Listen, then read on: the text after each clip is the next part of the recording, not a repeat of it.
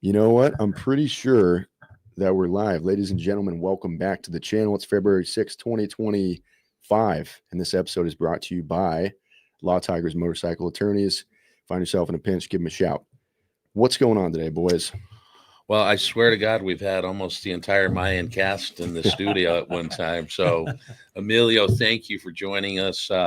Appreciate you driving down. We got a little rain in Southern California today, but you weathered it, and you're here, and we want to thank you for that. Oh, brother, we've been trying to do this in summertime, right? Just Right. Scheduling didn't work out, and I've been wanting to do this. I seen JD, Frankie, and Michael up here, and I said I got to get on that show. And so thank you for having me. And it's just a drizzle outside, but we're good. You know what I mean? You're okay. I didn't ride out here. I drove over here, so it's good. But you would normally ride if Not no more. My wife No? is on my ass about that.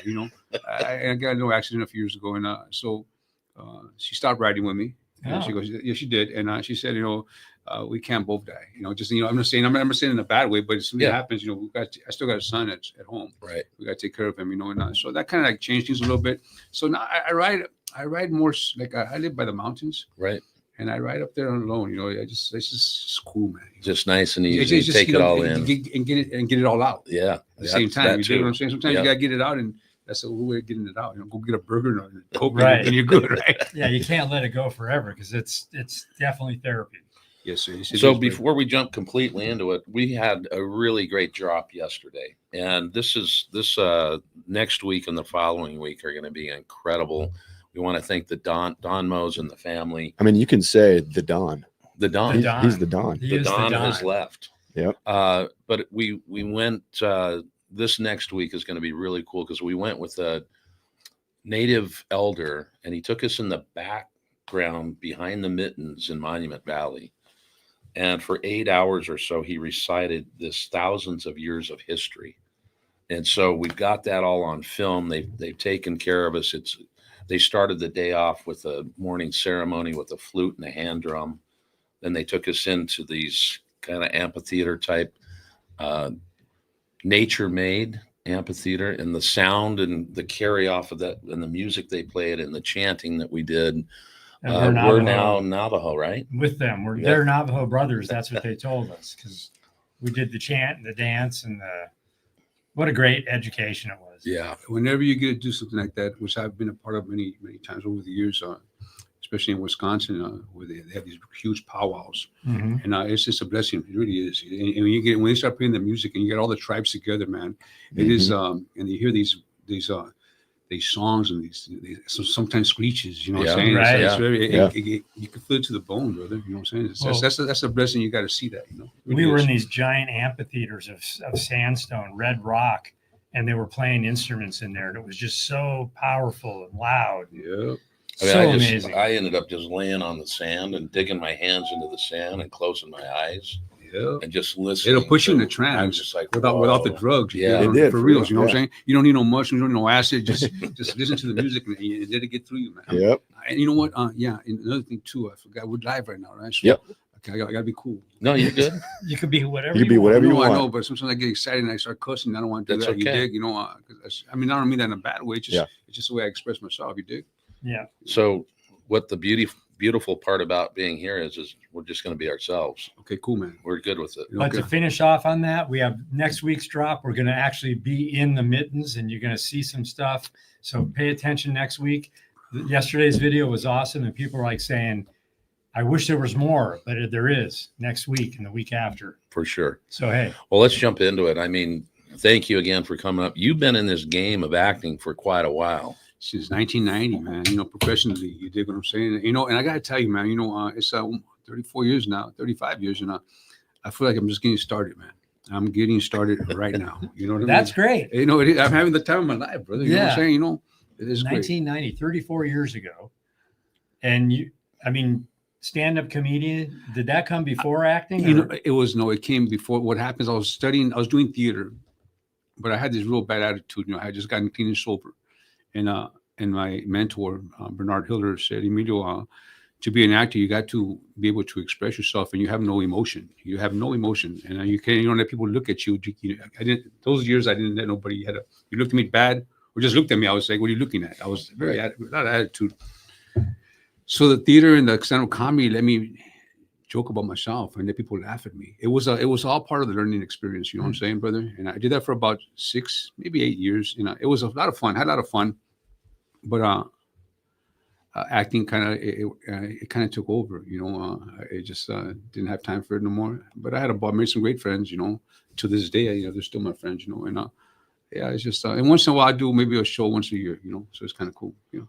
So I'd read, and then maybe it's the acting kind of you got in when you're young in a play at school. Oh yeah, when I first started, well, see, Yeah. you know, I when I was a kid, I've always stuttered. I still Okay. stutter now, but I stuttered bad. You know, I was like, like I'm a fudge stuttering kind of stuff. You know, and so I didn't really talk a lot. You Yeah. know, and because I was embarrassing. My dad would tell me, "Hey, when we go, don't talk," because it was embarrassing. You know, I mean, I think about it now. You know, I mean, that's what it was. Just I look at the not too bright kid. Right. You know. Yeah. And then I remember I did that play, and I didn't stutter one time, brother. Not one time. And I remember everybody clapping for me, right? And You're like, shit, I yeah, found something. and that was like a real big, you know, moment for me, you know. Yeah. And then when I got clean and sober, I would see some of these mentors and psychiatrists. I mean, not psychiatrists, but people that were trying to help you, you know, through the program. Right. Mhm. Different people that want to help you. And they asked me, what was the biggest, proudest moment in your life, you know, that you can remember that really vividly. And I was always a great athlete, so I always struck out the guy when I had to, you know, or hit a home run or had my kids and stuff. But that stood out of everything in my life that, you know, that really I felt proud, you know. Right. And he goes, then you should be an actor, man, you know. And I gave it a shot, but then again, I was coming off the drugs and I was a hardcore guy, and the guy told me I needed to humanize you before you become an actor, because an actor shows his feelings, you have no feelings, you know. Mhm. And it was just a long process, and it worked out, man, you know. He seems like a good mentor. He was a great mentor, you know. And I've had, you know, and I gotta tell you, I've had different mentors over the years. Even when I was, you know, in my bad way, there was people that were in the same way that I was in, and they would look at me, but I was younger than they were. I used to always hang out with the older guys, you know. They Right. had everything going on and bad things going on, you know. And they would tell me, you know, hey, don't do what I do. And I thought that was like, what do you mean? I want to be like you in my head, right? I'm going nowhere, brother. I'm going, you're young, you're good looking, you can do something with yourself. And I'll be like, no, man, in my head, I want to be like you because I ain't nobody. Right. You want to go to the joint? Yeah. You know, and when here we are doing, you know, heroin together, you know, and I'm thinking, you know, well, it looks like we could do heroin and then we're good. Right. And you know, but I was one thing about me is that I've been working since I was 8 years old. See, in my house, you had to pay rent. Right. There wasn't, you know, this is back in the, you know, the 60s, you know, and so I'd make $30 a month throwing the paper back in 69. And when I got paid $30 for that month, $15 had to go to the pad. Yeah. You know, and my dad would say, well, you're going to eat shit and sleep for $15, right? Right. It makes sense, right? Right. I didn't get it at the time, man. But, Wow. but you know, but you know what? To this day, I always got money in my left hand pocket right here. You dig what I'm saying? We need more of that though nowadays, because I talked to a young lady the other day and she goes, where are all the men now? Yeah, I yeah. can't find a man. I'm a 30-year-old girl and I can't find a man. Well, the thing is this, brother, it's not the kids nowadays, it's the parents nowadays. See, whatever was instilled in us, we have to pass it on to them. Like I have kids that are 40 and I have kids that are 18 years old. And you know what? They got a work ethic. You got to have that work ethic, brother. You know what I'm saying? And that's what, even though I was not the brightest dude, I was a mechanical engineer for Hostess Cakes, bro, because I had so many, I could weld, I can do any kind of, I can build your house. It might be lopsided. The house might be lopsided, but it's livable. You're going to have electricity. You're going to have power. You're going to have plumbing. Yeah. I could build your whole pad. Right. I can build you whatever. You did. So what age were you when you kicked and you got into this? I was 29 years old. On May 15th, I'll celebrate 35 years clean and sober. Wow, So, good for you. Congratulations. 29 years old. And but believe me, I was always an athlete, so I didn't start drugs till late. I was 17 years old when I started, you know, doing the heroin and cocaine and PCP. That was what's happening in the 80s, you know. And Right. so I was a late bloomer, what you would say, you know, because and where I come from, that's kind of late. You know, you usually start when you're about 13, 14, Yeah, you know. yeah. And yeah, man, it's I had my run, you know, and plus I had a good job, and I always hustled on the side, did side jobs like I was a towel setter, so I make side money.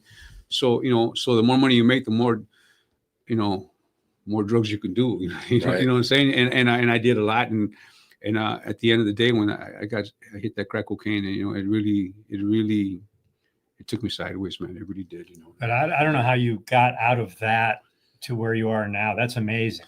it's just, you know, God, man. I'm not a church going guy, but I'm a God fearing man. And you know what? At the end of the day, you know, and I gotta tell you, I gotta say this because I say it everywhere I go. Because you know, if you're not a believer, you just gotta believe. You dig? And at the end, when I was losing my mind, I blasted God like, "Hey, bro, where the fuck you at, homie?" I called him out like a dude, right? You ain't nobody, punk. You know, like that, like literally, like a 12-minute rant. Mm-hmm. And the next day, one of my partners who I had OD'd in the past saved my life from, you know, from dying. He walked me around for 4 hours, and I was like, I was dying, I was dead, you know. But he kept me alive, and he already been 5 years sober. He older guy, rest in peace, Ernie. I love you, brother. And he waited for me outside, and he goes, "Hey, brother, you need some help?" And I go, "Hey, bro, I'm good." I was just waiting for my next, you know, my next neck, you know. He goes, "I ain't leaving, brother. You got to come with me." So good, just go with me. And I was looking out the window, and he was still there, man. He waited like 3 hours there, waited, man. That's a good friend. And he's a very respectful cat, like, you know, Right. like a legend in his neighborhood at that time, you know. And I said, "Okay, man, so I gotta go, just, you know, just so I could like, get it out of the way, right?" Right. And we went, man. We went to this in East LA, and it was like, man, it was like a gang convention, you know. And I was, you know, a gang guy, you know. And I get there, and I'm like against the wall, like it's just like a fucking setup, right? Like I go, "This ain't right. This is wrong over here, right?" And but I listened. Even though I was looking around, I was listening, you know. And these guys had the same story I did, different but the same, you dig? And they were doing it just like me, you know. And so I kept on going. I was intrigued, you know. And I went back, and I kept going back, and I was in NACAA. I was in all the A's, you know what I'm talking about? Because I was messed up on everything, you dig?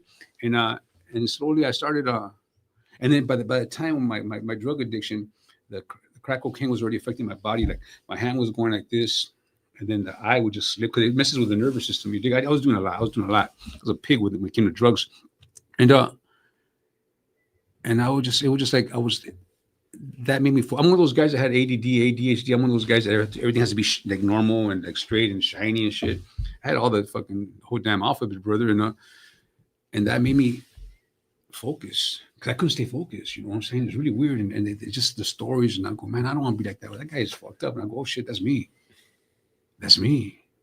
It was like a mirror, bro. You dig? Yeah. You know, God put stuff in front of your face, man, and I'm glad He did that. You know.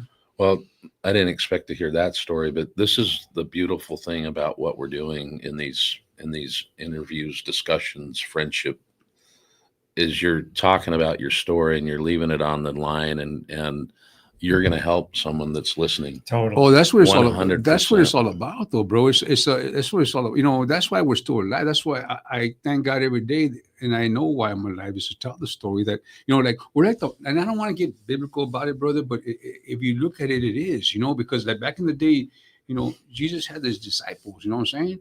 And we're like the modern day disciples. You know, our miracles are not grand. They're subtle. There's still miracles. You know, if you know who I am and where I come from and people I've been around or they've been around me, it's a miracle. It really is. You know, so it's just more subtle. It sounds like you know, it's amazing. I had a brother. Yes. And all his life he got into drugs and crack and blah blah blah blah blah. Yeah. And the last thing that got him was fentanyl, and he died when he was 50 something years old. Man. You know, didn't make it. Yeah. So to hear someone that got out of it and knew he wanted to get out of it, yeah, that's a good thing. And the thing is, you just gotta give it a chance, man. Every day, you know, every day it gets better. It's hard. Don't get me wrong. The withdrawals were a motherfucker, bro. You know, it ain't easy. You know what I'm saying? But you know, there's something else out there. You dig? And you gotta have somebody that you just gotta need one person that believes in you, man. Just that one. You dig? Because sometimes the person you're living with could want to see you go down. Because you're the problem. You dig what I'm saying? Right. There's somebody sometimes on the outside. You dig, and so pay attention because your blessings are all around you. Right. You know what I mean? They really are, man. You know? So at 30, you kick, and then you take 29. Yeah. You go into acting and comedy. No, that didn't happen too quick because that was a process. Because I was still kicking. I was doing AA and NACA every day. And then this was fucked up, bro. So my mom would cry. She would. Babe, you're so beautiful, man. You're a handsome man. Look what you did to yourself, you know. And my eye would just go like, it would go like all white, you know. And then as it started getting better, this started going away a little bit. This was going away. I can control it at least. Because it was still there, but I could just like if you were around people, I could just be quiet about it, you know. Just like okay. But the eye was fucked up, you dig. So I went to the doctors, and it was a real simple exercise. You just got a needle and you just go like this, like go like this. Oh, build like this muscle back. And look, I can see, bro. Yeah, You did. yeah. I'm good. I could always see. It's just that I would just go all white because it would just go that way, you know. Yeah. And so it's just the crack cocaine. I was doing $400 a day crack cocaine, you know. Wow. Yeah, I was doing a lot, bro. And big old fucking balls, you know. But and you know, man, and then this is the thing. God gave me this platform to say that, you know, and what a big platform. I have a nice platform. It's beautiful. You know what I'm saying? And people they can relate, you know, and that's why I try to get, you know, because there's a different way, man, you know. Yep. And that doesn't have to be an actor. It could be a mechanic. I was a mechanical engineer. It could be a doctor, whatever. Pizza maker. Be the best. Just and that's one thing. Like my dad. Go back to my dad. The work ethic. Whatever job I had, I went balls out, bro. Yep. You gotta go balls out. You know what I'm saying? You gotta stand out. You know, and football, baseball. I wanted to win everything. You know what I'm saying? You know, it was just very. You have to be competitive. How did you do it though, with drugs involved in it? As far as what? Making all this your life happen. But see, what is the heroin? I was always a hyper kid, right? Hyper guy all my life, and the heroin kind of like mellowed me out a little bit. Because every day I wake up and saying, how could I fuck up my life today? Really weird, right? It was like I didn't like peace. I never liked peace. That's really weird. I didn't really see peace growing up. Mm-hmm. I seen a lot of fucked up shit growing up. You did shit that you normally don't see. Right. So you think it's normal. Then when you get out of that, you say, well, that wasn't normal. You know, because you can't be careful what you say in front of people because of course it's not normal. Right. But when you're around it and you see it, it's like, that's just life, but it's not, man. You know, and then we start, you know, venturing out and, you know, acting, you know, maybe I got to travel, meet different people, and not everybody was mad everywhere I went. Everybody was it was just like kind of cool. You did, so you know. You grew up in Elysian or Elysian Valley, Frogtown? area called Frogtown. Yeah. That was there. I lived in the same block for 40 years. Yeah. 1965 to 2005. Yeah. I mean, you're totally into family too. Like you have your kids, you have your wife, your family man. This is my wife. This is my second time around. But let me tell you, man, I gotta tell you, this is really, and you gotta listen to this, man. It's because, you know, and whoever's listening out there, sometimes in life, you know, you start, you know, if I get this happens to me, I'm gonna get this, that. Okay, you know what? And you get all the stuff that you thought you needed, and everything you needed, brother, was right there at the pad. Yeah. Your wife, your boy, your daughter, your 4 dogs, maybe 5 dogs, you know, and it was always there. You know, all the other shit. I don't need another guitar. I don't need another fucking bike. I might need another dog. I love my dog because I love that. But, you know, yeah, brothers, you know, pretty much your blessings are already there. You know, all of this stuff don't mean shit, brother. You know. So you've got people saying inspirational words. Like it, so it's resonating with people. Your story, yeah, you know, and I gotta tell you, man, I mean, I don't mean this in a you inspire a lot of people, Emilio. Keep up the great work. Go ahead. Now you're gonna break my heart. That's a good thing. Yeah, that's what it's all about, man. You know, give back. You know. Yeah, giving back.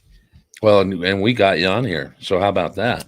Yeah, man. After Lance is just poking you for no, and I didn't want you to think I was ignoring you, but it's just that God bless. I've been busy, you know. I mean, I only post. You know, I post when I post, but I can't post a lot of stuff because I can't talk about what I'm working on most of the time. But I'm usually not here. I'm not out of town. I'm doing something. But as you know, as time goes on, I'll be able to post when they allow me to post. You know, so it's good. Yeah. So you're working on some stuff. I've been since God bless. Since shit, man. Since all Christmas time, and I just got back from New York. I got back during this whole fire thing. It was so sad, you know. I mean, God bless you all. My condolences. You know, I know you lost a lot of stuff, and it's very sad. And but I was in New York since January 2nd, and my wife, I was there for 2 weeks during the whole fire thing. So I was always on the phone, and my wife's always baby. My wife's a warrior, you know. Rightfully so. I'm not home, you know, and I'll just be on that damn phone. And then we have great neighbors. That's one thing. We have firemen around us and police officers that live around us. So we had a game plan. Thank God we didn't have to use the game plan. You know what I'm saying? Yep. So there was a game plan just to give her some, you know, peace of mind. And I'm just, when I got home, man, I mean, I was flying in and I saw the devastation, man. It was like a war zone, man. I mean, Altadena and all that. That's right. It's not Altadena to and then Palisades. Just so I mean, just insane. Terrible. So my blessings and to all of you. In fact, I went and go see the firefighters, the guys who are busted, who are in jail. I went and go see them, and just to bring up the spirits. And we had a ball. We were eating together. It was just, you know, bring them up. They're really out there kicking ass, man. You know, saving what people got left. You know what I'm saying? And then this Monday, we're doing for the first responders, we're doing golf. Mr. Byron Nelson from the Lakers, so we're doing a nice golf tournament for them. You know, to help these people out. You know, so it's always help out your fellow man whenever you can. You know what I'm saying? That's See how that Frankie. patch wall right there? That's first responders, police, all See, that's- around the world. They send us. Those their are the patches. real heroes, bro. Yeah. They really are. You gotta really respect them, man. Because at the end of the day, when shit goes down, it's them that you call, man. You know what I'm saying? You know. Yep, that's for sure. They're real. I get to spend a lot of time with them, and firemen, the police officers, sheriffs, and the LADPD, and You do a lot of giving back. that's why I'm here, brother. That's why I'm alive, bro. That's why I have the career that I have, because it's just, and I gotta tell you this, you gotta fucking pay attention to this shit, man. Give from the heart. And, I know it's cliche, and it comes back tenfold. Fuck the tenfold. Just give from your heart, because if you see, God will know if you're giving it because, well, Emilio says, if I give, I'm going to get tenfold. No, just fucking give, bro, because you can bullshit all you want, but the man upstairs, he knows what's up. You dig? So, yeah, just give from here, man. You know what I'm I love Absolutely. you're not a religious man, but you're a God-fearing man. I like that. I'm a God-fearing man, brother, because at the end of the day, he came when I needed him. Brother. Yeah. Really weird, right? So Well, I'm thinking about like your first gig acting, and like you walk in and they want to like test how you're going to be for the part, and here comes this badass guy that is a badass. It's like, and you do the part, you work it. Yeah, that's a great thing you brought up there, and this is another lesson that I learned, and hopefully you guys take heed of these words, man. My first gig I ever got, so it's really ironic that I paid this back a guy, and I've always written. My first gig was with Lorenzo Lamas on a show called Renegade. Yep. He played a badass biker guy, right? And hello, Lorenzo, if you're watching. And great guy. And so I'm sitting in my first gig, my first professional gig. I'd done a lot of theater already. I did like 20 stages before I did my first TV show, before I become SAG, right? And so I'm sitting on my stoop on my huge trailer. I'm smoking a cigarette. I smoked a lot back then. And this guy who was a background actor, a Mexican guy, he goes, "Hey, bro, wow, bro, how did you do this, man? This is beautiful, man." I go, I started explaining to him, I did the theater, I did stand-up comedy. And then all of a sudden the guy that's co-starring with me comes by and he goes, "Hey, bro, let's take a walk." So we take a walk. He goes, "Fucking extras want to talk to us." And I didn't understand that because, see, I'm from the theater. See, in the theater, if you were a fucking tree, we're an ensemble. We're a group. There's no hierarchy. You know what I'm saying, bro? It's just we're all together. So I didn't know there was a hierarchy, in which there isn't a hierarchy, just so you know this, okay? At least for me, there'll never be a hierarchy. Anyway, so he's schooling me. I never heard this shit, right? So I go back and I go, okay, I guess I'm going to talk to those guys over there that are in the tent, I'm smoking a cigarette. And all of a sudden, the star of the show, who was number 2 on the call sheet, so there's Lorenzo and there's Branscombe Richmond. You remember Branscombe? Cool looking dude. He looked like an Indian guy, but he's Hawaiian. You guys see him, who he is, Branscombe Richmond.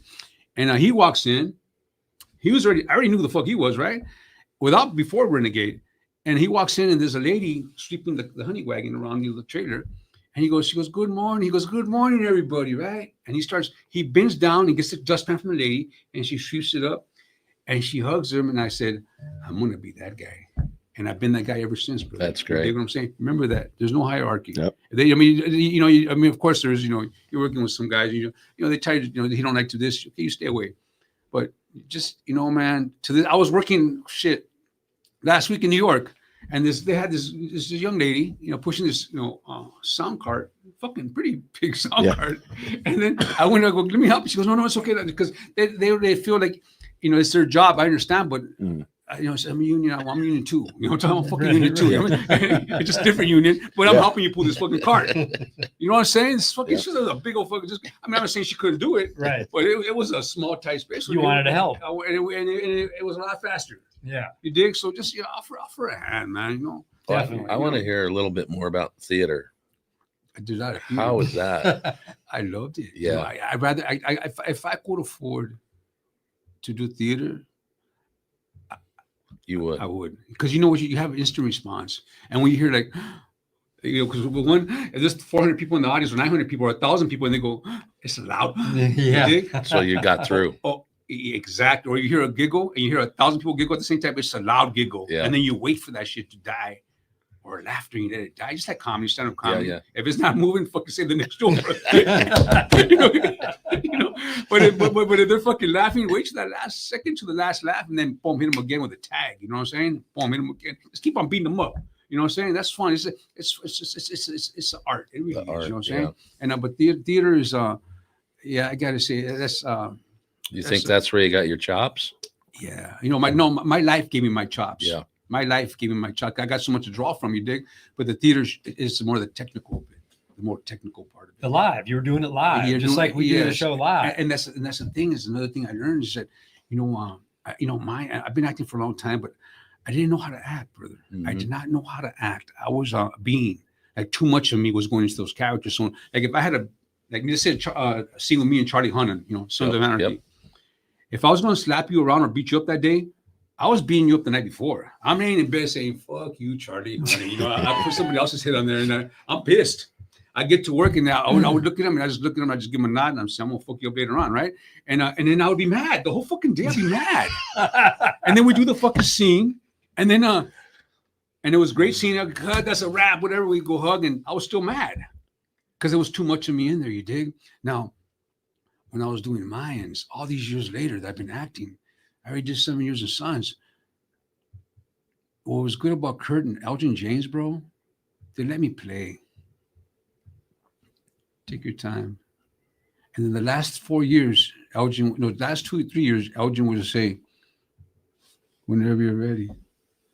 And that was that. And I fucked it up, bro. See, my thing, I've been a ball player all my life. You only had that one time to hit the home run or strike them out. So I always wanted to knock it out of the park on one take.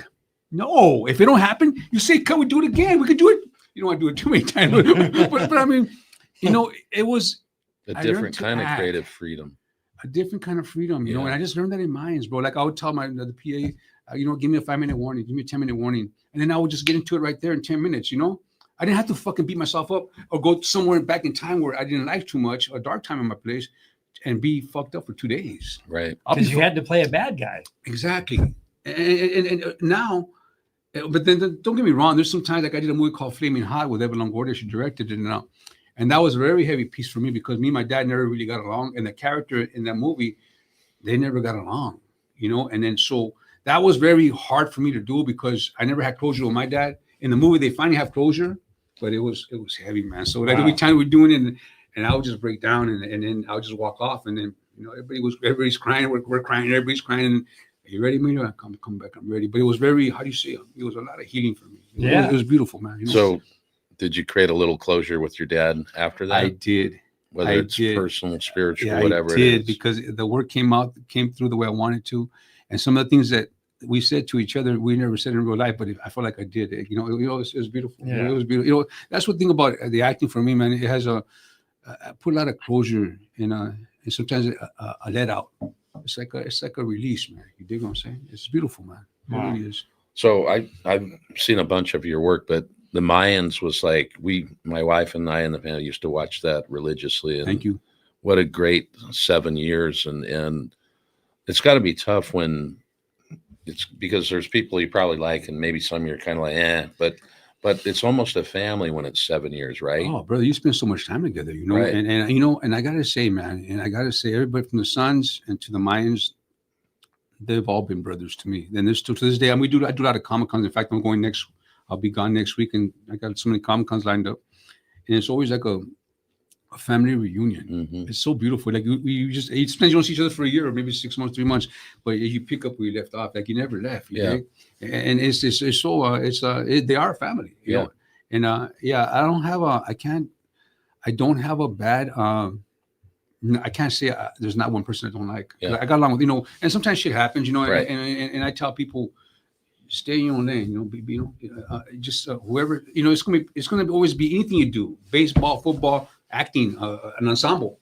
There's always gonna be this and that. Just stay in the middle, Right. dig? And you can always be okay. You know what I'm saying? Just don't fuck with me, and we're good. I'm talking Right. about we're just if nobody's fucking with you, leave it alone. Don't. They're never taking this and that. And I'd rather not know. Right. And a lot of things I don't even know. Even from Sons, I didn't know.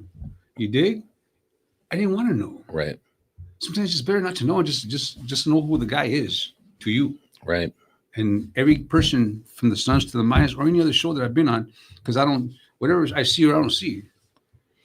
And I hear, I don't hear. Yeah. It just goes here, boom, boom. And I always got that me and you dig? Right. And I forgot Mayans was like, what was it, 3 years after Sons or something? It was 4? about two and a half 2 or years 3, after, yeah. and I remember I thought it, for some reason in my mind, it's like it That happened ran right. together. Yeah, no, not But at it all. didn't. Not at all. I thought know. the Mayans were in the sun, like at one point, like in the scene where they would be like meet up on the street or something. But No, not at all. Not at all. I remember I got the call from Kurt. He gave me a text. He goes, "Hey, but you got some time?" And I'm thinking, it pops in your mind, but it's already been 2.5 years. So I said, okay, maybe people forgot about that, And we sat down, we caught up, and we talked. We were laughing, and had a good time. It was good. It was nice. It was a nice lunch, man. And then all of a sudden, the last thing he said was, "We're going to do it," And I asked the guy. When he said that, I'm thinking, how you think? Okay, you're wishful thinking. Yeah. I go, "What are we going to do, brother?" And he goes, "We're doing the Mayans, brother." And I said, "You ready?" I go, "Hell yeah!" It was my heart felt so. It was just like, come on. I mean, you're blessed if you do a show 7 years, 5 years, but 7 years, and then all of a sudden you're going to continue the show. Yeah. It's like a blessing on top of a blessing, bro. Come on, bro. Who does that? right. Right? It was what a beautiful thing it was. Great writing. Yeah, man.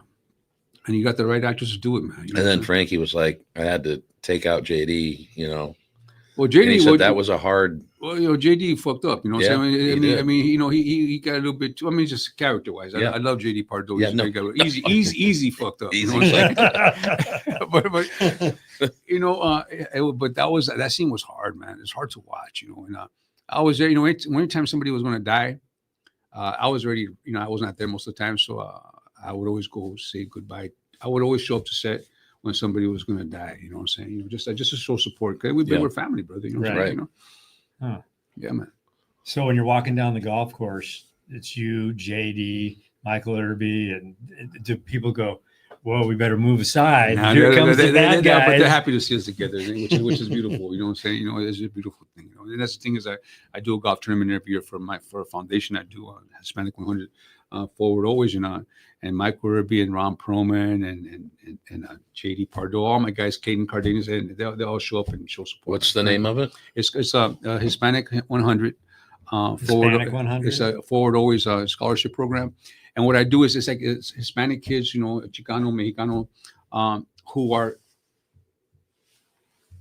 really smart, but they don't have the money to go to college, and we do these scholarships for them. As you know, man, every year has been this is our 5th year coming up, and it's just amazing, bro. I'll do the show for it. So You on the just put your website, can they donate? I don't know about all that. I don't know how that works, but I just do that. There he goes.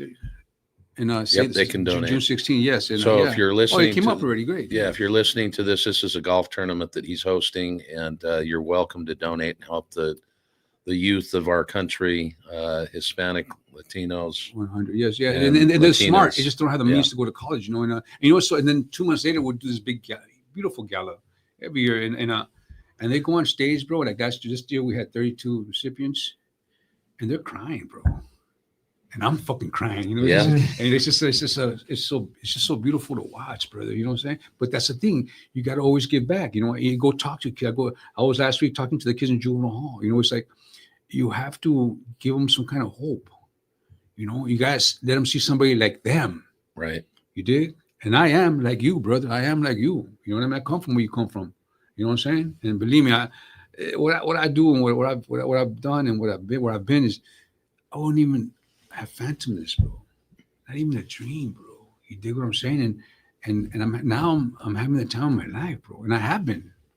What a gig, huh? Yeah, it's like where you came from, the story you're telling us, from where you came from, what you're doing. Amazing. I'm taking my son. I'm taking my son to school. He goes to college, and I'm Does taking he him. put $15 in the bag? Yeah. And I'm talking to my son, and I go. I was talking to him. I was going to do this today. Yeah. And it was early. I took him to school early, and he goes. I go, we're early. He goes, we're early, Dad. I go, yeah. Let me tell you something about life. If you're on time, you're late. You're late. So always be, because that way you get situated, and then when it's time to go, you're ready to go. And he goes, you know what, Dad? And I go, what? He goes, our teachers. He just started again last week. Our history teacher told us that exact thing you said. That's what I go. Everybody that's been successful has always been there before time. Yep. And he took that, and it was so good. The guy had just, this new teacher had just told him that last Told them week. the same. Right. Yeah. And that's why when I came here, I was half an hour early. Yeah. It just, now I can do this comfortably. Right. Because if I'm late, it kind of throws me, I'm like, I'm off. Right. It's like really weird, you dig? It's Right. just the way I work, you know? Yeah. No, it's good advice. So you've been acting both in film and television. Yes. Do you prefer one or the other? You know, I like film because film, you get more time and you could do a lot of takes. And because I don't know why they do so many takes.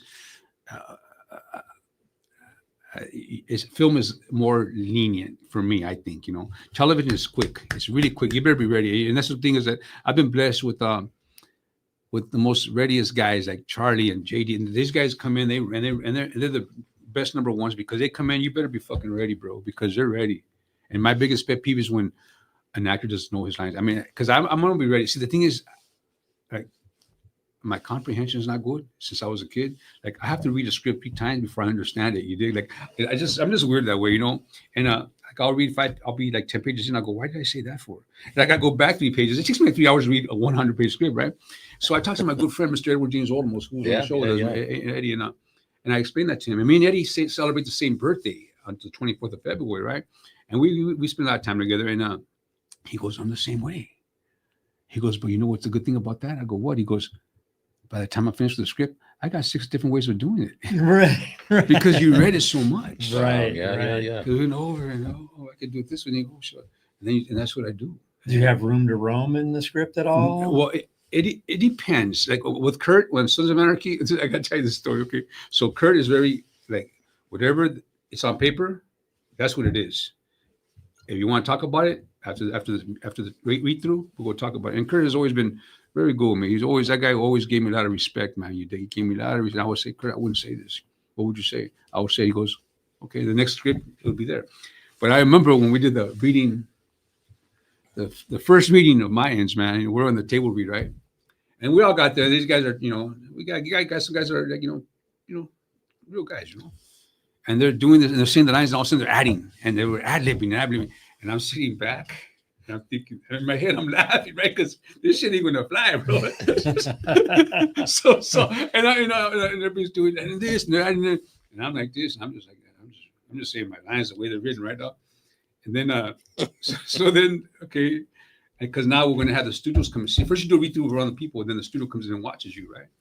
And Kurt goes, okay, that was great, guys. Now, when you come back the second time around, just stick to the words. Stick to the words. He goes up, and they did, and it worked. So a table read is when you're all around a large table reading. That way they can sound. What happens is that when you do a table read for just pretty much every show, COVID fucked that up, but anyway, but you'd have a table read, and then the writers are there, and then when we're reading to each other, how we say it to each other, and you don't do a full out performance, but you want to give them a little something, you know. Right. And that way the writers could say, oh, this didn't sound right. Maybe we add this, you know, and this, and then that's what the table reads are for, you know. That's funny. And you get to know the guy enough, so it's like stay on track. Exactly. What's that question right there? He says, can you ask him about Robert Patrick getting swapped out from Sons for Perlman?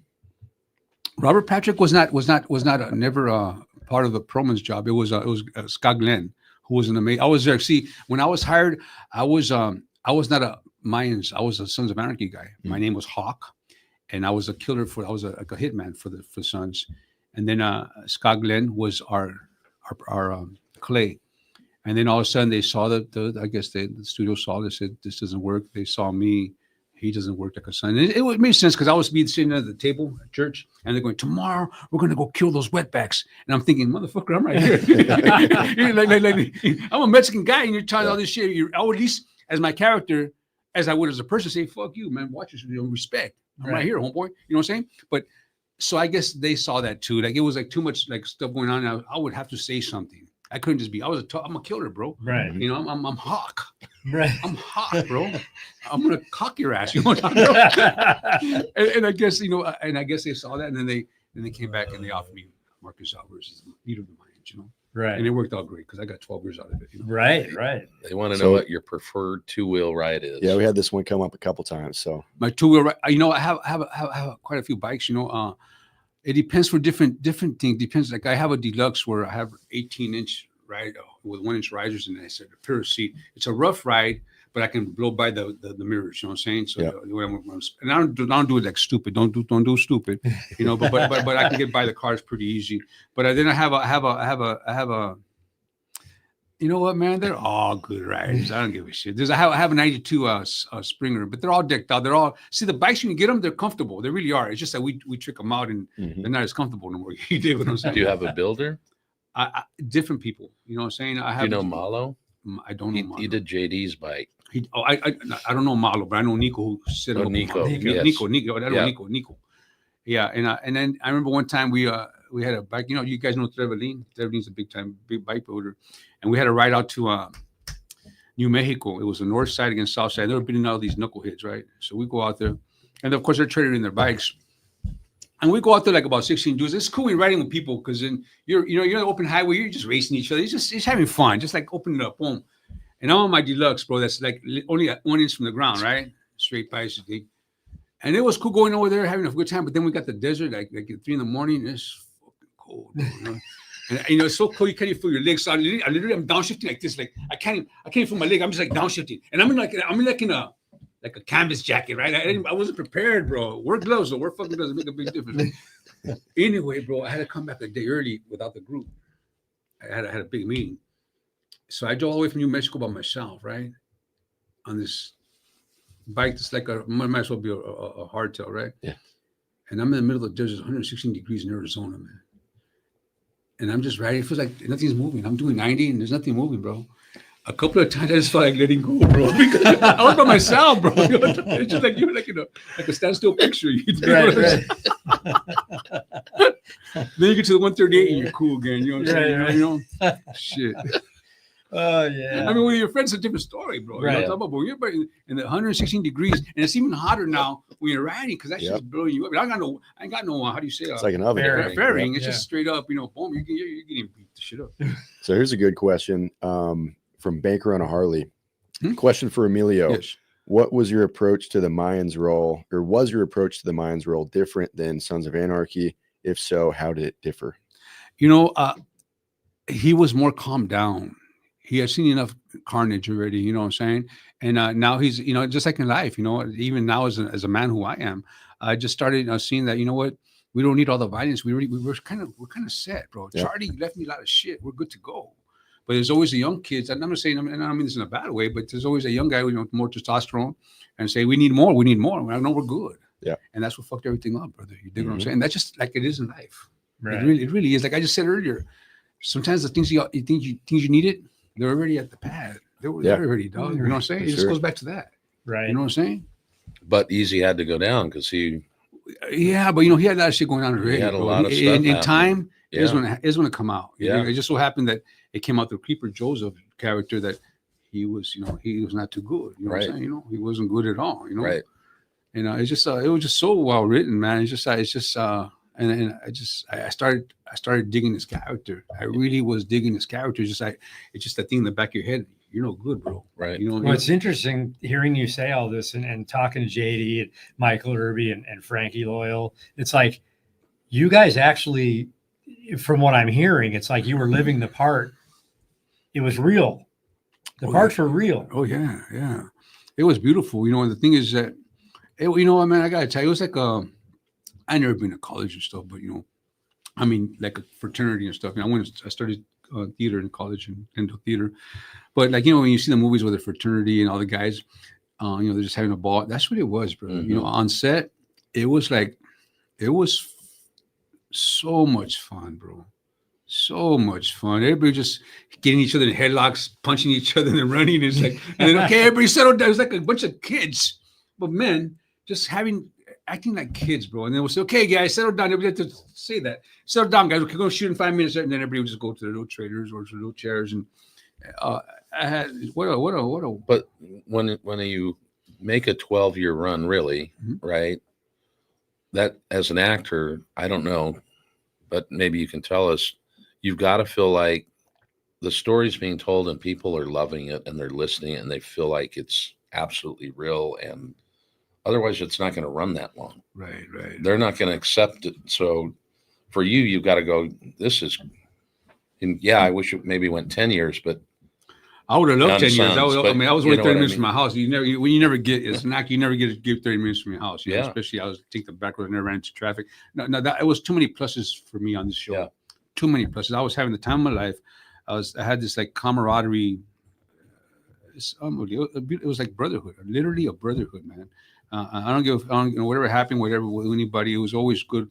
It was always good. Anybody can come and knock on my door and say, hey, this, or I can knock on their door and it was good. You dig what I'm saying? And, but everybody got into the characters, Yeah. as you should. Yep. You know what I'm talking about? And that's the thing is that even though as much as everybody was playing around, when it was a 10-minute warning, everybody would just go away and knew what they had to do and come back with that game face. You did. It was beautiful, man. Wow. So what about like riding scenes when you all had to be riding together? And some guys were good riders, some guys weren't good riders. Well, you know, okay, so in real, when I did Sons of Anarchy, they're always changing the riders. So if you see Sons of Anarchy, all the guys that roll with me, those are the guys I ride with in real life. They're all retired gangsters. You know what I'm talking about? That just happen to love Harleys. You know, so they, even back in the day we grew up, even though back in the day we didn't really get along with each other because we're from different neighborhoods. You know, we grew up, we see each other to meet. Hey, remember you, bro? Hey, that's a badass Harley. Hey, bro, I'm doing the show. You want to ride with me? Yeah. Are you sure? Yeah. Come on, get over it. So I hired all the guys I would ride with on the weekend because I already know when I ride, I look and my name's covered. right. You know, when you have your steady riders, you look at that lane, it's covered. Yeah. Boom, you're just ready to go. Once I see my guy, I know nobody's coming in that lane. You Right, dig? right. And that's the way it was with Mayans. It was just like, it was cool, bro. I had all my friends working with me. All those guys were my guys. Really? That I rode with in real life. So I got everybody a job. It was beautiful, bro. Wow. You dig what I'm saying? Yeah. And then of course, when it came to like, you know, how you precision riding, then they have the stuntman that come in and do this for you, you know. But yeah, man, we had a it was like a hangout. It was like a hangout, man. What about Mayans? Mine's a Same? little bit different. No, but No. mine's because I didn't really ride as much because I was, Right. you know, not doing that. Easy took over, then they kicked me out, you know. Right. Then I got to use I have an old car and I got to use the old car on the Right. show, so that was cool, right? So, Right. so I call it Algin. I go, Algin, listen, brother, when I'm not riding, I'm working on my old car. You got to bring it in. Bring it in. Just go by my life, what I do in real life. You dig what I'm Yep. saying? And keep it real, man. You know? Right. So that car was your car? Yeah, I've had that car since 1986. The green, yes. I've had since 86. Yeah. I've had almost 40 years now. I've been riding all my life, brother. Yeah. You know.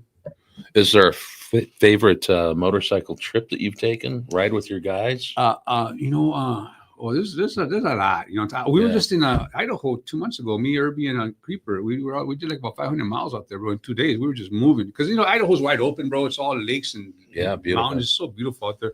But too many. Oh, you know what? I've been to Tennessee and Mississippi where I go. I travel all over the place and around. They always have a nice. I always ask for a. Oh my God! Softail Deluxe? No. You know what? Street glide. Street glide. Because you know they still look cool and they're balanced so perfect. Yeah, you know what I'm yeah. saying? They look cool still. So anywhere I go, I always ask for a street glide. West Virginia, some of the best riding there. Tennessee, Mississippi, this is called it's called the Tail of the Dragon's Tail. Dragon. Yeah. Have you guys done that? Yeah. Yep. Unbelievable. Chair Hollis Skyway. Yeah, there you go. I've been through all that. I've had some of the most. That's a beautiful ride right there. Yeah, and I've been it through is. from 3 different states from there. I've traveled just about every state there is and rode, bro. I mean, because they always call. You know, I do a lot of charity runs. You know, Yeah. and there's one I do in Chicago, Piatone, Chicago. And it's for dogs. And the thing is that you want to ride with me, you pay a certain amount of money, but you got to bring a big bag of food, dog food. You dig what I'm saying? Right. It's so fucking badass, right? I go to Missouri. I go all over the damn place. It's beautiful. Talk about your love for dogs. Oh man, you know I gotta tell you, brother. You know, I didn't get my first dog till I was 32 years old. Okay, we were not allowed to have dog. We come from a poor background, and a dog was just another model feed. You dig? And then, so I got my first dog when I was 32 years old. My son came in, and this dog he was like a baby lassie, corgi, right? Part of everything. And he goes, Dad. He goes, can I get this dog? I go, hey man, no dogs here, because that's the way I was raised. No dogs, right? I swear to God, bro. I fucking swear to God. Fucking dog looks at me. He goes, he blinks his at me. He blinked at me, bro. He fucking blinked at me. Right? So I said, fucking bring him in, right? Bro. And even Petey, you know, remember Little Rascals? Yeah. Yeah. Fucking Petey, right? So now he's my Petey, right? I wanted to put a little fucking circle on his eye, but I didn't. He had too much hair, right? Anyway, bro, that fucking dog showed me how to love, brother. Really? Even though So he knew. I needed him. Yeah. We needed each other, you dig? And he He would go everywhere. And the lowrider, that 48 I have, he'd get in there, because my car bounces, right? Yeah. That's now because I put some airbags, but before I used to just lower blocks, lowering blocks. So I fucking car would bounce a lot, and Petey would be with it. I swear to God, with his arm out, boom, boom, boom, fucking bouncy, bro. That little fucker, rest in peace, Petey boy. He changed my life, bro. He showed me how to love, dog. And then we watch football. I buy him a bucket of teriyaki chicken and some pizza. Hey, bro, one bite for me, one bite for you, boy. You know what I'm saying? That's how I treat my. You know what? Give your dogs what you want, what you eat, bro. I'm gonna tell you something, bro. I'm gonna tell you this. But this happened with Petey boy. I bought him those bacon strips, right? And, he liked them, but I bought some beef jerky. I like beef jerky, right? So he liked the beef jerky more. So I took a bite of his bacon strip, that dog shit. It's dog shit, bro. It tastes like cardboard with salt on it. So whenever my dogs eat something, they eat what I eat. I give them real beef jerky. I give them some real teriyaki chicken and some fucking pizza if they want it. And some chicken. You just can't give them no garlic and don't give them no grapes, okay? Yeah. But they like blueberries. Blueberries are good, Yep. you know? So yeah, man, they only live once. My rest in peace, my little Darla, she was 18 years old. I just lost her 3 months ago. 18 years old. You know what? She ate everything I ate, bro. Let them live, bro. They're only here for a little bit. I have a friend, Sasha, and he rescues dogs. And at any given point, you can go in his living room and he'll have 10 dogs in there. And he feeds them. The first time I saw him feed them, I'm like, "What? You're not supposed to do that." But chicken bones, meat, steak, everything from the butcher that left over, and his dogs were healthy and they loved it. Yeah, my wife meal preps for these dogs. Check this out. So every week she buys these big old things of turkey meat and puts in peas and carrots, and then bro, I could go in there with tortilla and make a taco out of their stuff. Seriously, it's just in the refrigerator. Right. No, it's good stuff. Yeah. And then she puts before she gives it to me every night, she puts in the microwave with cheese. And King, our big guy, he has to have apples, otherwise he won't touch it. Really? He has to have fucking apples on top. For garnish, bro. He wants to see it. If he's not there, he'll walk away. Now, you know what, How man? many dogs you have? I got 4 right now. Wow. I will always have 4 or 5, you know. And this is a deal. I know it's tough when you lose somebody. When you lose a dog, it hurts, man. But the deal is this. And somebody taught me this a while back, and they said, you know what? I go, I can't get another one. They go, bro, the way you love your animals, there's a dog that needs that love. So go get another one. Yeah. And you'll see if you get them soon enough, that other one that just left you, their spirit goes into that new dog. You'll see so many traits are the same. Just like the movie A Dog's Purpose. That's what made it a little bit easier for me, because I feel like their body just need a new body. Well, my dad had a wiener dog that was exploded. And he took him to the vet, and the vet looked at my dad because my dad had a Ponza. And he goes, "Looks like your dog's eating what you're eating." My dad took the dog and left, wouldn't go back to the vet again. But this little dog was about to explode. Hey, you know So what? moderation. No. I'm saying, Yeah, for sure. Like every morning, this is a routine in my house. I get up, they all get up. 2 come out of my room, 2 come out of my son's room, and we all go downstairs and we all have a little peanut butter together, bro. Yeah. Mandatory. Yeah. Every morning. I swear to God, it's every morning. Yeah. That's how we wake up. No Nice. coffee yet. Oh, the coffee's getting made Later. But you no, gotta have the the coffee's peanut getting butter. made while we get the peanut butter. So You know what I'm saying? you must have a big tub of peanut butter laying around. every day. Oh. My wife buys. We go to Costco. Costco, not the other one, the Sam's. And so we buy them the 2. But no, this is big, bro. You buy 2 at a time. You did. You know? There's some buckets, you know. But the buckets, Yeah. kind of. But I figure it's Skippy. Yep. No. Jif. There's one you can't. It's not good, but it's Okay. chunky. Ah. Chunky. Yeah, All right. you get the chunky one, like the peanut chunky. So you go out, you go to get the stuff like that, but you cruise around, you and your wife, or you like, do you get hit up a lot when you're out? Do people recognize you? Or is I don't get out of the car. I stay in the car. My wife could be in the shopping for 3 hours. I'll be in the car. So it's that much where it's like, you no, don't get can't- me wrong. No, it's okay. Yeah. Because they still see me in the window. I still get out of the car and take pictures, you know. But you know, I'll always get out of the car and we go to dinner. And people, like I say, anywhere we go, you know, they always wait after we finish eating. No, it's just part of the gig, bro. It's just part of the, you know, it's part of the gig. But most of the time, yeah, shopping wise, I never get out of the car. You know, my wife does all the, you know, was clothes. She knows what I want. I'm a real simple guy. I'm a jean t-shirt guy. You know what I need, or you know, and it could be 2-3 hours. I'll stay in the car. I don't care. It's just cool, man. You know. Yeah. There's a guy. What's he saying? The Chicano ride in Colorado. Well, first off, shout out to Chris Lopez for the beer money. All Thank you, right. sir. Thank We you, Chris. appreciate you. Well, $20 tip. What was the question? What? I thought I saw there's a Chicano ride in Colorado somewhere. Uh, Right. Chicano Pride Ride, Thornton, Colorado, May 3rd, 2025. I was in Colorado. I was in Colorado. I was just there like earlier this summer. When it was a beautiful thing out there. We did a nice thing for it. I was out of riders, out of cars, old cars there. It was a beautiful thing, man. So Someone, go I'm ahead. just going to say, someone earlier mentioned they named their goat after you. They called him Alvarez. What was that? They named their goat after Hey, you. go on. The greatest of all time, right? I'll take it. Hell yeah. Fucking A. I like goats, man. Goats are cool, man. Yeah. They named it Alvarez. I know. It's so funny that it's so funny that we do a lot of Comic Cons and everybody names their kid Jax, right? And Ryan Hurst always has the best one. He goes, everybody names their kids Jax, but everybody names their dogs Opie. It's the ongoing joke. It's fucking hilarious. You know what I'm saying? So Comic-Cons, some people might not know what those are. What is a Comic-Con? It's just what we do.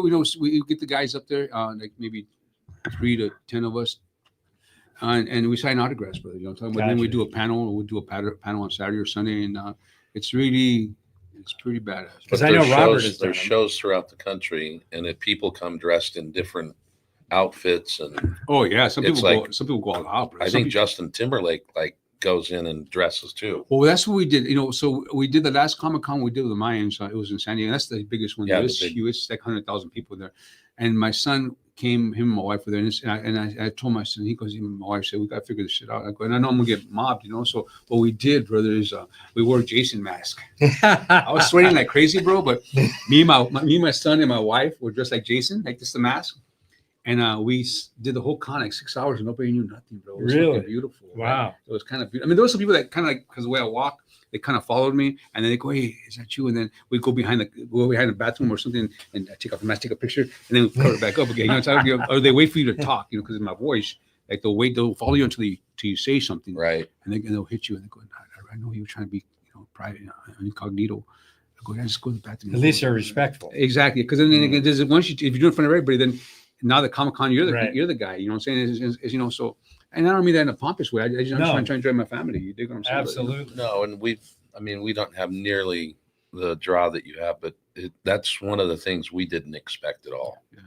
Is people wanting to take a picture or just. But it's even have a beautiful. discussion. But it's Yeah, We beautiful. get stopped in 100%. gas stations, airports. It's beautiful. 100%. It's 100%. beautiful. Our wives have been in the airport without us, and people have said, "You're the 2-Lane wives." Yeah, well, that's a beautiful thing. and the thing, like my wife, me and my wife do a show together, a TV show together called The Family Business, and it's already going to be. We start our 6th season next month in March, and my wife is starting to get recognized now, and she's very, like, she's not cool with it, like she's very like, she'll go like she's like who are you, like, then it's because they know who she is, Right. Well, they think they do. Exactly, and it's been, she's slowly but surely transitioning, but hasn't been easy for her. You know what I'm saying? And I'll tell you, for us, we're not acting, so their people are seeing what our lives are. Yeah. So that's opened up a whole different door. But it feels like spending time with you and seeing you. I've seen you up at the dealership at Robert's opening, It's beautiful. Right? taking pictures with people, and he does the same. He's very giving of his time. Patrick's a good dad. That's a good dude right there, man. And to see you guys do that, but it is odd sometimes, because it's like, how did this happen, right? And then for us, we were talking about it earlier, that the mental health things that we've been able to talk to people about, or disease, or a struggle of cancer or something. We just had a guy today wrote us an email and just said, "You have made such an impact in our lives." And we say, "See you down the road" all the time. And so they've taught the waitresses that they go at the restaurants they go to. The young lady today was going in to get some tests done at the hospital, and they could hear her talking about 2LaneLIVE in the hallway and telling our story for us. Right. And so we called him, and I said, "What's your phone number?" And we got on the phone today and called Clem and his family, and they're like, "What, you're calling us?" And we're like, "Yeah, but your story touched us, and we just want to thank you for your support." That's beautiful. Yeah, We'll go to events and hang out and do an overnighter and with military appreciation and different things like that. We get involved in the community because it's a great thing to do. No, I was supposed to go from here. I was supposed to go to go see the Army Reserve at the Palisades, but because of the rain, they called me and said, "Stop that! Don't come down." And so maybe Monday. But Monday we're doing that other thing for for the first responders, But yeah, you gotta, man. Whenever they call you, and I try to, man. But there's sometimes you got people putting different ways, and it's kind of hard, man. And I try to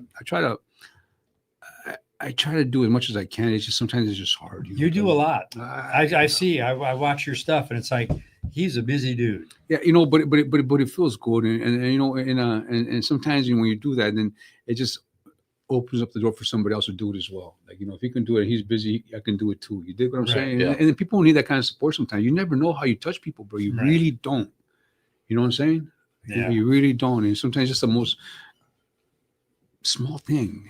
But that means like nothing. I mean, it's just hanging out. Hey, what's going on? Give somebody a hug. They go, you don't know how much somebody will hit me up. He go, you don't know how much I needed a hug today. Wow. Yeah. Somebody, I seen that. I'll go shopping, like I'll go and I say, hey, get over here, man. Get over. And then they'll hit you, because now Instagram and stuff, you can get to you real quick. Say, man, you don't know how much I need. It's really weird. So you do your own Instagram? I do my own. I enjoy that. I mean, I'm not on it the way I'm supposed to be on it, but I do it enough where I have a good time. It took me a long time to learn because I'm not very computer savvy. Right. But this part I learned, so it's kind of cool because I know what you did. Yeah. Well, back in the day, I used to do a soap opera back in the day in '95. I saw you did it like Bold 3 or and 4 Beautiful. different It was, but shows. I was on it for a little while, Yeah. So back then, before there was social media, the mail, the fan mail would come in a like a package. Yeah. You get all this fan mail at the studio, and they would just give it to you. Here's your, what is this, And it was really cool, man, because people would send you their favorite penny, their favorite 40. It was just, and back then I would try to, because I'm new. I mean, maybe you're supposed to answer back, right? But it just took a lot of time and spend a lot of money on stamps and shit. I'll try to answer everybody, bro. Right? I didn't know, Now you can answer my Instagram. or hit a heart. I like, thank you. Just hit a heart, right? Right. Back then, I'll be like, Try to write a letter, licking the stamps. You know what I'm saying, bro? It was Robert Patrick does his own Instagram stuff too. Yeah. It's great.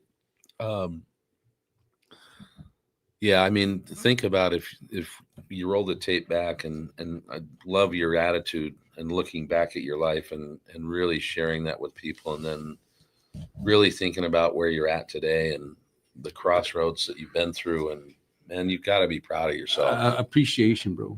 I like that comment. Said Emilio is a down ass fool. What do you say? Down Said you're a down ass fool. Right, that's cool. Thank you, brother. Thank you for watching, man. Bro, the thing is, like I say, it's just appreciation, bro. Yeah. I've been in worse places, bro. Believe me. Yeah. And a lot of times maybe because I put myself in that place, you dig? Mhm. And but no more. I mean, God willing, no more. You know what I'm saying? I don't want to have that attitude. Just smile, man. Just fucking smile, man. It goes a long way, Even if you're across the hall, across the room, Right. a smile works. Always, bro. You know? And people need. It's just weird how many people. It's you don't know what people are going through, and I keep my life real simple.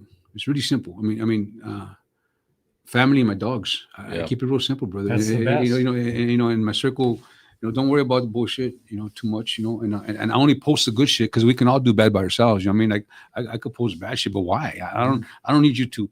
I don't need your sympathy, and because just many people that love you, you got that quarter that don't love you.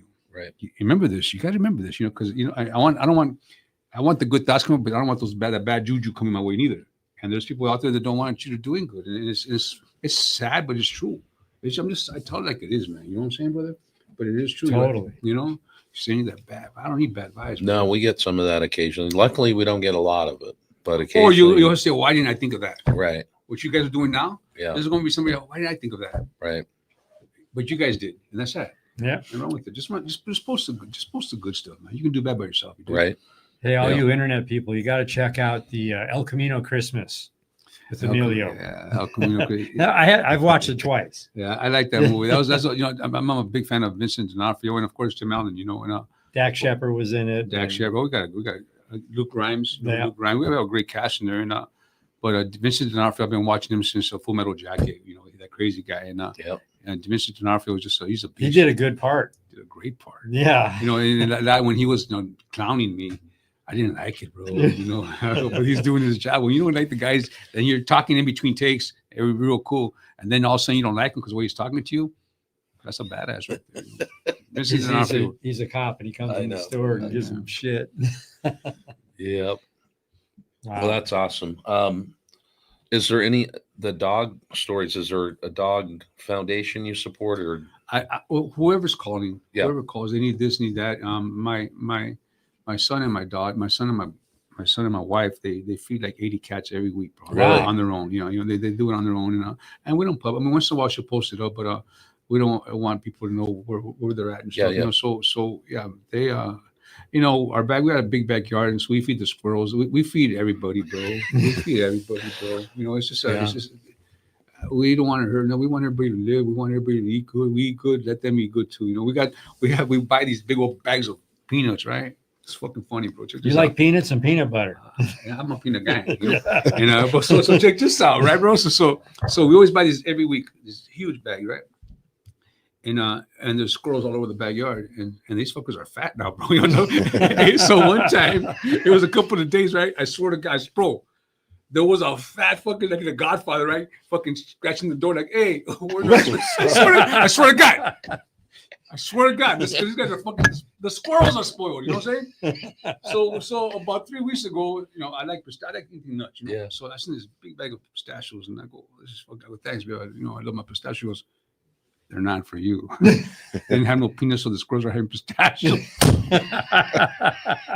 I still snuck out a I would handful. like you know to what be I'm a saying? squirrel at your place, man. It's good. And then we have fruit. We have a lot of fruit trees. We plant more. We have a lot of fruit trees, and during the summertime, we pick what we pick, give to the neighbors, and we eat ourselves, and the rest is for the animals, man. Just let them eat. You know what I'm saying? It's beautiful. It's God's, bro. It's God's. God's animals. You dig? So how did you get to Palmdale? Because you grew up in LA. I grew up in LA, and then my sister lived in Palmdale. She lived up there for like a few years already, and I go visit her once a month, and I would just be out there, and I go, man, this is beautiful, bro. This is like quiet, it's clean, Yeah. no traffic, and then when we knew the Mayans were going to be there. I told my wife, just trying to find a house up there, and you crazy? I go, no, let's go. And you know what? I gotta tell you, man, I gotta come out there once a week to take care of those business stuff, but I can hardly wait to get home, brother. I'm on top of a hill. My neighbor's a mountain. Nice. My neighbor's a mountain. I've never heard that. No, I love That's it. cool. I used to ride up there to go ride, and now I live. That's my neighbor now. Yeah. I ride. You dig what I'm saying? Mhm. And it's we're by the Rock Inn, bro. I mean, Rock Inn is it's like literally like 6 miles from my house. You dig? So you're deep in there. I'm up on top of So the hill. I'm on Lake top of the hill. Hughes, Like you guys were okay, God bless. Yeah, we're good. Yeah, we're good right there. because I didn't think you were that direction. So Yeah, I'm up. you had a bit of a scare then, No, didn't you? it wasn't too bad. No? It wasn't that. No, it wasn't that because like I said, I was always on that. I had that. I guess. Yeah. that app. And my wife goes, "How big? You're still 20 miles away. We're good. We're good." And like I said, Okay. and then we have a trailer, so in case something did happen, God bless, nothing did. Right. Hook it up and find a place to live. There you go. Until it goes away. Everything else. So where was Mayans was out in Santa Clarita. Santa Clarita. Yes, Santa Clarita. And so I take Elizabeth Lake Road just to get Copper Hill Right. Canyon. Oh, we've been up there so many It's so times. beautiful. It's Yeah. beautiful riding, bro. We've eaten at the Rock Inn. The Rock You've been Inn. upstairs there, right? See the Yeah. hotel? I mean, we used to go there all the time, bro. Professionally, what are you most proud of? Professionally, as Yeah. far as what? Whether it was a movie, whether it was Mayans, what are you most proud of? Playing in your guitar, professional- comedy. Mayans and Sons. I gotta say, well, you know what it is? I was always blessed to always work. I've always worked. I got to work with some of the best directors, Michael Mann, Steven Soderbergh, so many, and those guys really gave me a break, Mhm. But Sons of Anarchy crossed me over. I mean, I can go anywhere in the world, literally anywhere in the world, and they'll know who I am because of Sons of Anarchy, because it really crossed me over, Yep. But I gotta say, my most favorite, I'm not gonna say my favorite gig, but back in the day, how I was able to quit my day job was I did the movie Con Air. Yeah. We were on it for 4 months. We had comments on it Is it? Yeah. earlier in the show. Yeah. Yeah. And you know what, man? It was what a gig. Now I got to go back and look at that. No, movie. they cut me out of the whole Cage. damn. I'm only in like about 2 minutes, but we shot so many stuff, and then they cut it all. They shot like 6 hours worth of stuff. All you needed was an hour and a half, right? And I was very disappointed when I saw it, and I was pissed. And then Benny the Jet, remember Benny? You guys know Benny Jet? He was our trainer there, because everywhere Nick Cage went, Benny was there with the dojo working him out, and we worked out we wanted to, right? And he goes, "Hey, brother, it's okay." 'Cause I was mad, bro. I know what we did. And he goes, you're going to be getting paid for the rest of your life. Right. And we did. And I still do. And the thing is that, but it was not, that was like, bro, I was something good on this thing, you know? But you know, the experience that I got from there, brother, I can't buy that. Can't. You know what I'm saying? And with that job, I was able to quit my day job and buy a house, you know? And what was a trip is that I had just seen at the time I had bought the book of My Cement to read to my kids. All of a sudden, the movie comes out with John Malkovich. Yeah. So I go see the movie. So who am I working with 2 days later? I'm 2 weeks later, I'm looking at the call sheet and I go, Nick Cage. I'm thinking, this is fucking badass. So I'll say John Malkovich. And I'm in the makeup because they put a bunch of tattoos on me, right? And guess who walks up right next to me? I look in I never really get starstruck. I was like, he goes, good morning. And I looked in the mirror. I just went, just nodded my head, right? I'm working with John Malkovich, bro. And we worked 14 hours that day. And I told him I'm a big fan, brother. And you know what? He was one of the nicest badasses I ever worked with. And I learned a lot from him. I remember, when we were there 4 months. And then right when we finished that on a Friday, I had a big meeting for Bold and the Beautiful, which was soap opera. And it was like, so I told him, what's the breakdown? I'm on the way over there driving. I go, he's 22 years old and a very handsome guy and this and that, whatever. And I'm going, okay, stop right there. And I was hungry. I go, listen, I'm 35 years old. I know the handsome guys in Hollywood are fucking handsome. I'm not that guy. I'm not going to go. She goes, Emilio, please just go. So I go, well, he was him. Go, just go. I go. So I got there and I seen these fucking models running around, everybody's up and down. But one thing I noticed that they would look all nervous, right? And I was a little nervous too. I'm still young in the game. But you know what I did, man? I went back to John Malkovich. How John Malkovich would always just cross his leg and just focus, just like he would just look straight. And I did that, bro. Like I went to a John Malkovich mode. I was with him 4 months, right, bro? Right. So I went to that mode and then I go do my thing. And then when I left, they go, you got the job. Wow. Chip out on that, You sexy thing. That was because I let it go. So similarly, what are you most proud of personally? My family, bro. Yeah. Like I'm really, the love of my family, my wife, my boy. It's just, man, like it's just we're a team. We're a fucking team, bro. Whatever you're gonna do, I'm with you, man. Whether it's it's always. I mean, we're never gonna be wrong, but we're gonna figure if there's something wrong about it, we're gonna figure it out and make it right. You dig? But we talk about it as the three of me, my wife, my boy. You know what I'm saying? The dogs could listen in. You know what I'm saying? Don't have too much input. Squirrels. But, yeah, that's true. But the thing is I'm proud of my family, bro. Mm-hmm. It's so without that, bro. Without that because I can stray easily. My wife's the one with the reins, bro. Like, hey, relax, kick back, And my son would just look at me like, Dad, So, and you need that. At least I do. Yep. You dig what I'm saying, That bro? balance. You need the balance, man. Someone just said you have a beautiful family. Thank you so much. I appreciate you. I'm really proud of them too. Thank you so much for that.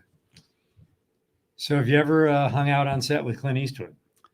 I've always wanted to work with that guy. He's never. Let me see. I was up for a movie called The Mule, and really? One of my friends got it instead, which is he's a great actor, and I love him. And Lobo Sebastian, but yeah, I have never been able to work with him. But you know who my favorite guy is? I want to work with, man.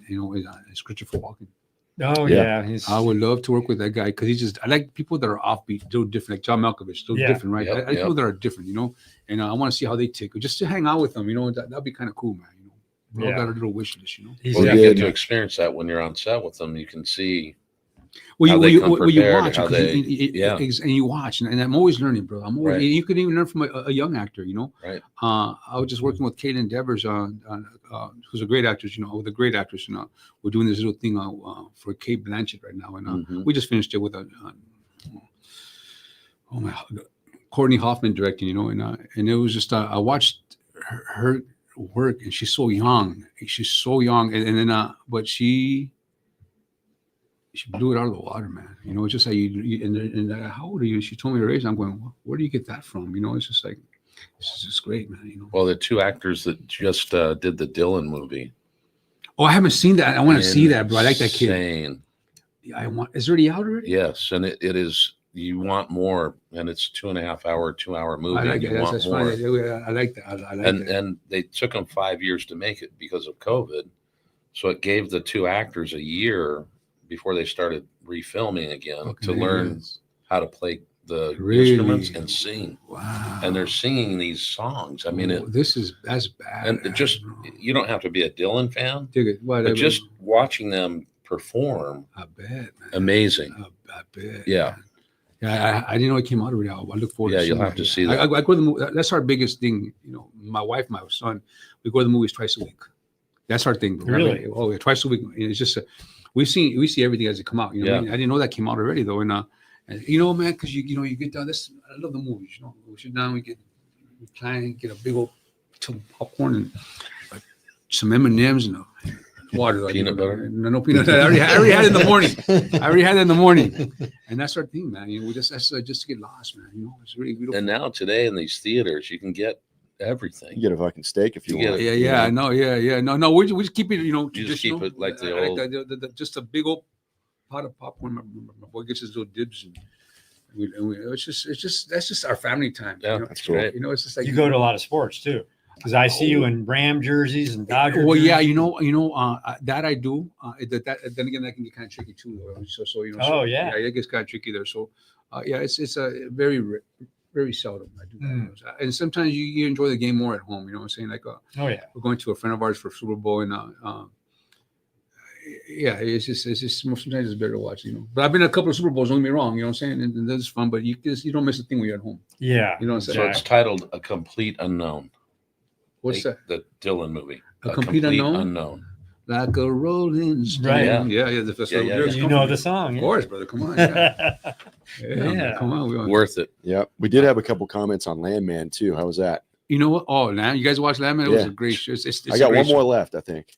One more episode that I haven't seen. You're gonna love it. You know All what right. it was that we were supposed to do? We were negotiating for 4 episodes. What happened? Michael Pena, who plays my son, he got a gig in Australia somewhere, and Okay. so they had to take us out, man. You know what I mean? It was good. I mean, you know what, man? It's just to be part of that, be part of Taylor Sheridan's world, because Taylor Mhm. Sheridan used to be in Sons of Anarchy, Yep. and that guy, anything that guy touches is gold right now. It's amazing. fucking gold, and it's just so well written. But Billy Bob Thornton, man, how he kills that character. He's so fun to watch. Bro. He's just so entertaining, bro. You know what I'm saying? I saw you driving the truck in the oil fields. Yeah, Yeah. Taylor's like, it's insane what's going on with him. As far as what? The stuff he's success doing. that he's. But you know, and it's funny because when I got there, we were there 2.5 months back and forth in Dallas, Texas, Dallas Fort Worth. You know, he comes up talking, and I go, Taylor, how do you do this shit, bro? I can't even write a 15-minute short. You write like 7 shows, and he told me his formula is that I go in in the morning, and he writes for till 2 or 3 o'clock, and then he hangs it up and he goes home. But he's consistent. Mm. He's consistent. That's what it is, bro. Because everything I watch all his shows, and it's so good, man. I like 1923. Yeah, it's really good. Yeah. Well, you know, I can't wait to see the new parts with Robert. Oh, right. Well, he was in the first He one. was as in well. the first one. Yeah. Yeah. But I mean, the new ones. I'm ready for the Yeah, new. right, yeah. Yeah. It's funny having guys on the show here and then looking back, seeing stuff in film and TV, being like, okay, you know them in person, you see how they're acting. It's cooler. It's like going for a ride after, with someone you've seen elsewhere. Yeah. That's cool, man. So does Taylor ride a motorcycle? I don't know. Yeah. But I know he has some beautiful cars, though. You know, Yeah. he has some beautiful Mhm. cars, you know. Rides horses. Yeah, he You're right. does. He does out of his own tricks on the Yeah. Yellowstone and stuff. He's a real cowboy. But, Yeah.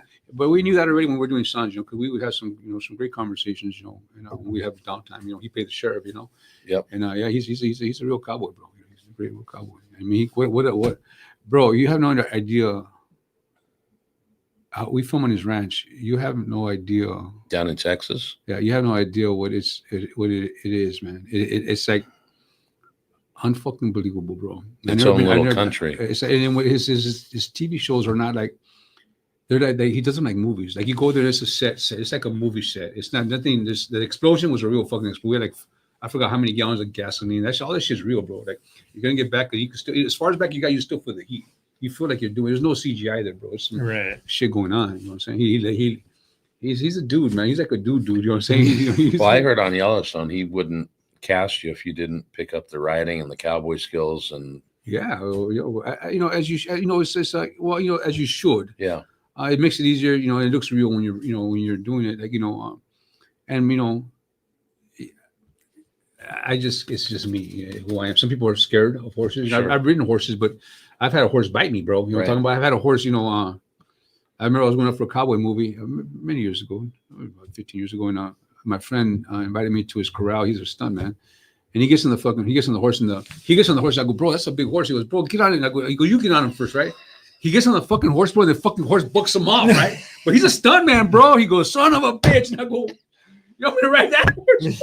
He goes, yeah, she'll get used to you. Yeah, you're like, no. So then I got the balls to get on that fucking horse, a big horse, bro. And I get on the horse, right? I swear, the horse just crouches down, like all fours goes down, and like belly puts the belly on the floor. Now I'm fucking on the horse, and my feet are touching the ground, bro. Right? I don't know. I'm not a horse guy. What the fuck's going on? He goes, slap her in the ass. I go, I ain't slapping her. Slap her in the ass. I go, I ain't slapping nobody in the ass. He jumps over the ground, slap in the ass, and there I go, homeboy. Fucking scary, bro. Well, Michael Landon's daughter in the show. But then I got the hang of it. I started backing her up. Yeah, it's kind of cool. But you can't do show that. you're afraid. That's a slide. Yeah, that's what you do. That's what you do. Bring them back, a little slow. But you can't be afraid. Right. Oh That's shit. Michael Landon's daughter didn't know riding at all, and she said, "Oh, I know how to ride," and she trained, and she's really good now. She is good. Right. She's great on the show, man. Yeah, I she love is her. I cool. love her that's dialect. hilarious. Yeah. The horse will feel you. They They get your know. spirit, But when you get up there, man, and you feel that, I've been quite a bit, but it don't matter. Every time I get on it, you could just feel it's all muscle. Yeah. It's all muscle, bro. You did? It's a trip. Sounds like that's the only animal you're not so fond of. Oh no, I dig. Like even no, I love the horse. And then they had it's like a big dog. It's like a fucking huge dog. And then Daza, the guy that plays Raul Daza. I was doing that when I was doing the movie out there on Flaming Hot. He lives in Albuquerque, so I went to go visit. He's like two hours up in the mountains, and he has a beautiful ranch, bro. And he had this fucking badass horses, bro. One passed away. He's one of those like the horses like they use in the movies, like the black ones that they go to war with. He had one of those. Wow. Badass horse. They like apples. Apples. Yeah. Just So bring is your them, dog. bite a little apple and give it to them. Ooh. Sorry about that. Watch. Wow. Interesting. Yeah. Good Well, stuff. We appreciate you, man. This has been great. We've been on an hour and 25 minutes. Are you serious? No, it's been easy. Wow, this is good, right? Yeah. This is good. Yeah, man. People are digging it. Go ahead. So just saying, people are digging it, and we actually had another beer donation. money. So thank you, Chris. Thank you, Dinius. Cody. We appreciate you, Chris. And Cody. We don't ask. Chris They're just Lopez. doing this. Yeah. This is fucking great, bro. So well, cheers, man. Thank you for that. And one more thing before we call it a day, man. I'm into producing now. My wife wrote and directed this film that we've been on for 3 years now. It's been 2.5 years, and it's about me and my homeboy that we grew up together. We were part of the life, and then at 21, he saw we started losing out of our friends. Like 7 in 1 year. Like to the streets, and he decided to go on and become a fireman. He went up north to get away from the neighborhood, came back. He was in it. He became a fireman. Anyway, 10 years in, he loses his arm in the fire. Oh. Came back. He said they're going to retire him. Full retirement. He goes, no, I'm a fireman. So he went all the way back, bro. Had to do everything with the hook arm. He did it with a hook. That way he could grab on the shit. And we just retired him as fire chief, brother. Wow. He's a fucking hero. And then when his fires came back out, he came back and unretired him to help all these people. And my wife's been writing this story. We've been following him around. I'm in it a little bit. And it's called Grit because it takes some kind of grit to be what he's done. Mm-hmm. But he's from the streets, bro. And I think being from the streets and saw the things that we saw led him up to be able to deal. Because the firemen, brother, they really see a lot of fuck. They're the ones that pronounce you dead. Yeah. Yeah. And he, now as we're getting, he would always call me, like when he was not feeling down, he goes, hey, Left. They call me Lefty. And he goes, I'm not feeling too good. And he would tell me what's going on. Some what they see, bro, is horrible. It's horrible. Yeah. And then we wrote a story. It's going to when it comes out, I would love for you guys to come and see it. Absolutely. I would love. I think it's just a story about perseverance, never giving up. So it's called Grit. It's called Grit, and it's coming out when? We're going to do the film festival circuit first, and then we're going to try to do all the film festivals. I think it's beautiful. I mean, I've already seen it like 12 times, and I cried every single time. My son saw it for the first time last night because now we're in color correcting, and then we hired a composer to the music. And thank you, Woody G from the Midnighters. That we hired a composer to do the music, but there was one song that transitions in 2 minutes, and Woody G, who's a very famous singer who I grew up listening to, gave us the right to use the song. So thank you, Woody, for that. I appreciate you, homeboy. We appreciate it. It's That's so beautiful, awesome. so beautiful. You know, it all comes around, man. Yeah, You know, it yeah. all comes around. You know, We'd so love to see Where it. are we going to be able to see it? we're gonna hit up all. Well, I'm gonna give you guys. Well, I got your number. So when our first film festival, I want to make it big. I want to do a big splash, and I want to invite all my friends and of course a lot of people from the industry. You'll probably know a lot of people there. The Mayans and Sons, you know, because they've always been, we always support each other in everything we do. And I would love for you to see it, brother. And I would actually love your feedback, brother. Yeah. We'd love to 100%. see it. You know, We'll definitely support. my wife has put so much work into it. That's all she does is, Yeah. is 2 a.m. you know, and you know, and at first it was like, okay, but then you know what, man, it's now we know we're working on it, but now she puts so much work, and I see it, and it's so. Everybody needs to see this. I mean, it's a great story, It's just you a know. beautiful, beautiful story. And Well- then and what it is that we're hardcore dudes. Yeah, And to break us down, it's hard to do. And she broke them down. right, You know what I'm saying? Yeah. 'Cause Wow. we don't give our feelings out too easy. We're not raised that way. Right. right. We're not raised that way. So you'll see it all. Well, unfortunately for you, you're now part of our family. That, So I find it very lucky, brother. It's a blessing. Yeah, that's funny because when Robert came here, he goes, "What the fuck am I doing here?" You know? Robert, wanna sell motorcycles. Robert, and Robert said he was going to be listening. So I hope you're listening. Yeah. There, Robert. I just want to sell motorcycles. But I told him, I said, when we're done, we're going to be family. And halfway through, he put his arm on me and said, "We're family." Yeah, Robert's a solid. But he He's said a solid guy. we're going to be family. And he said, "What are you, a Oh. booze fighter?" Is that what he said? Is that what he Yeah. He was. I so remember. I great. remember one It was so awesome. one time we were doing a ride. I was a boost fighter riding with them, and there was this cat, Sick Pig was his name, and he goes, "You know what, man? I like you. I like you, sweet." He literally got a knife and took off a patch of his right here, and he took it off. It was the 3 stars of the boost Oh, fighters. wow. And he goes, "Put that on your cut." And then so Robert Patrick goes, "You know, if we gave it to you, that's an honor. You put that in." And I had I had a lot of cuts, of course, so, and one of them I have it right here. Bro. Really? I said, fuck yeah, bro. Nice. I mean, I've been blessed, you know, over the years. I've had dinner or lunch with every president of every MC there is out there, the 1%ers, you know, and they always give me a little memento of theirs. So I have a Harley Davidson box at home Mm. with a bunch of memento stuff. You know, it's really beautiful, man. 'Cause, Wow. You know, there's just respect. They just want to say, you know what, we love what you do with your character. You show us a lot of love and dignity, loyalty and dignity, and that's what it is, bro. Is that when you portray somebody or a club, whether it's 1% or not, you want to show who they are, the best part of them. You dig? Well, we have a lot of club members come through here, It's beautiful, and man. we're indifferent to, Of course, bro. because part of the thing that we respect about them is a lot of our military ends up, because they've seen things that they shouldn't see, and they've got PTSD and things that shouldn't, Yes, sir. and they can get in a club and they can look at each other and they know exactly what they're thinking. And they have structure. And where they've they're got used to. structure, and they've got a brotherhood just like they had in the field. And Exactly.